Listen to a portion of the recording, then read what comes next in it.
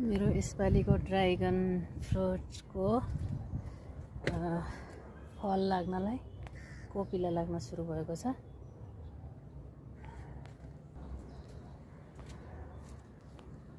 त्यति धेरै चाहिँ लागेको छैन, कुनै कुनैमा चाहिँ 2वटा 3वटासम्म कोपिला हालेको छ। टिकटकमै देखेको एकजना साथीले, दिदी भन्छु म उहाँले चाहिँ यो ड्राइगनको टुप्पा काटेर श्रीमानले सबै काटिदिनु भयो टिकटक हेरेकै भरमा भनेर गुनासो गर्नुभएको थियो। यसरी टुप्पा काटे पनि फल लाग्ने रहेछ।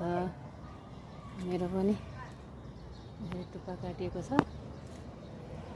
टुप्पा काटेकोमा पनि कोपिला हाल्दैछ। यस्तै टुप्पा काट्दैमा कोपिला नलाग्ने, फल नलाग्ने भन्ने चाहिँ हुँदो रहेनछ यो ड्राइगनमा। यो कुरो चाहिँ मलाई पनि थाहा भयो। अब मलाई पनि यो उहाँको भिडियो हेरेर चाहिँ कोपिला यो टुप्पा काटेकोमा चाहिँ अब यसपालि फल लाग्दैन कि भन्ने डर लागेको थियो, तर फल लाग्यो।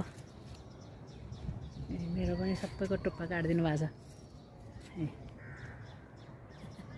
यो चाहिँ त्यति धेरै स्याहार गर्नु नपर्ने खालको फल हो। सिउँडी जातको, छिटो नमर्ने, धेरै पानी नचाहिने। यो चाहिँ यतिको माटोमा पनि पोहोर मात्र सारेको हो। यो चाहिँ 1 वर्ष हुँदैछ, 1 वर्ष भयो। यसमा पनि कोपिला हालेछ यसपालि। अब कमिला पनि लागिसक्यो।